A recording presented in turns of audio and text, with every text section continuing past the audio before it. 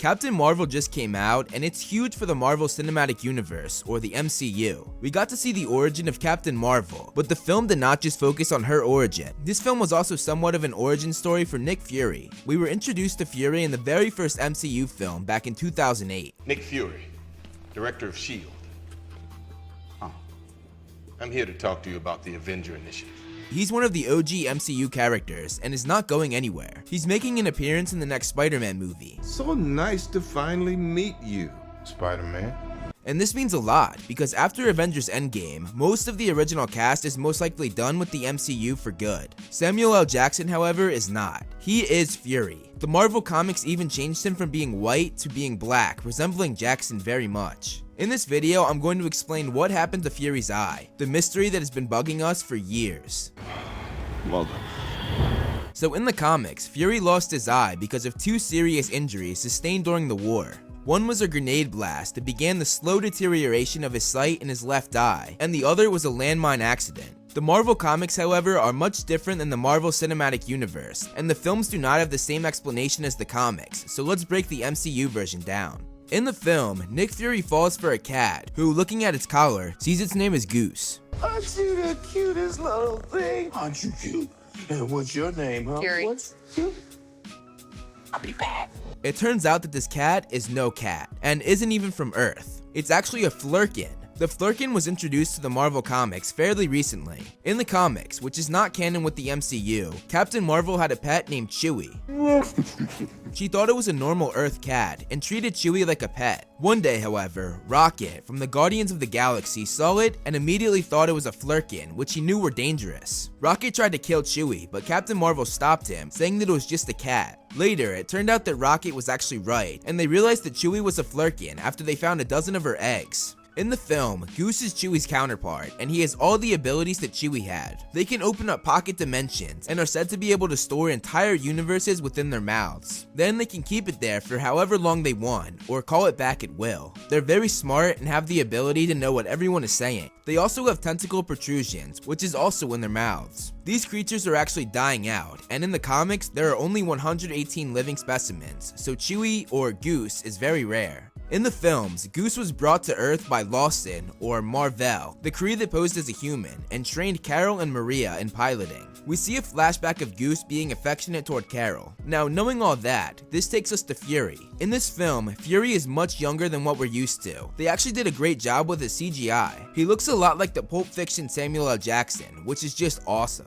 I don't remember asking you a goddamn thing. But the film takes place in 1995, so obviously he's a lot younger than he was when he made his first appearance in 2008, 13 years after Captain Marvel takes place. We got a brief mention of Fury's eye in Captain America: The Winter Soldier, and finally saw under the eye patch, and damn, it looks bad. The Winter Soldier also gave us some explanation on it, with Fury saying, Last time I trusted someone, I lost an eye.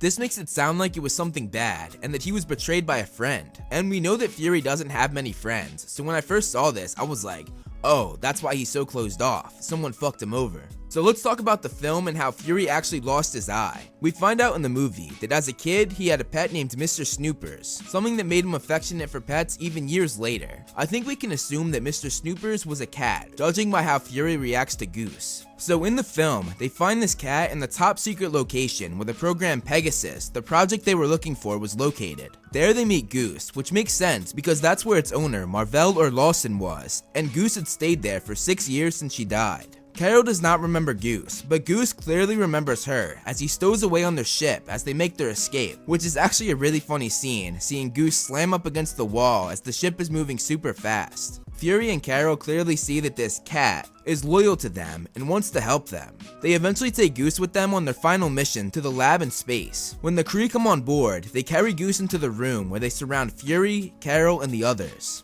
When the Kree analyze Goose, the machine says that its species is a flurkin and that its threat level is high. Something that makes scanning Fury even funnier, as it says that he's a human and the threat level is low to none. Fury then says that that thing is clearly busted. Anyway, this establishes that Fury and Goose are the opposite of what Fury thought. He thought he was in charge and more powerful, when in reality, it was actually the opposite.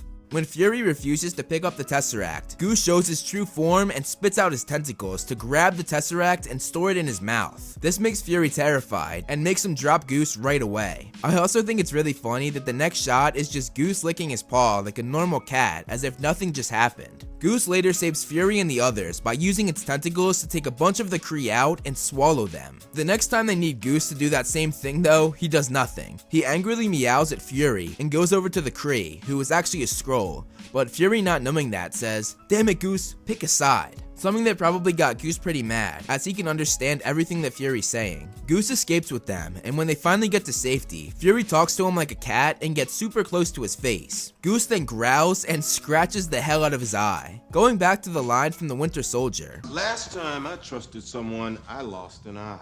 I guess the person that he trusted was the cat, which ultimately did make him lose his eye. I guess this means that the cat is the reason why Fury turned into a hard ass who didn't trust anyone. Fury's eye of course never healed, as the claws from the Flurkin are far too strong for humans to fix the scratches. He started wearing a metal eye patch, which suited him quite well. When Coulson brought him a bunch of different fake eyes, Fury did not take any of them, but stuck with the eye patch.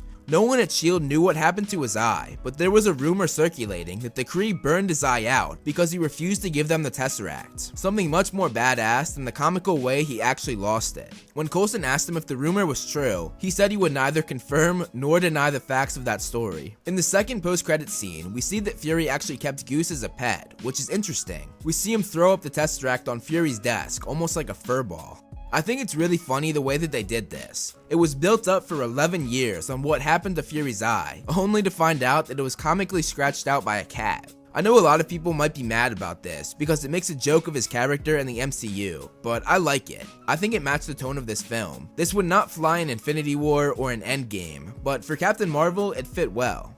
Thank you so much for watching, guys. You can follow me on social media. Links for that will be down below. If you like this video, make sure you press that subscribe button to help grow the channel. I want to give a huge shout out to all my patrons listed below. If you want to be featured on the next video, plus get a bunch of other rewards, check out my Patreon. Again, thank you so much for watching, and look out for more great videos on the way.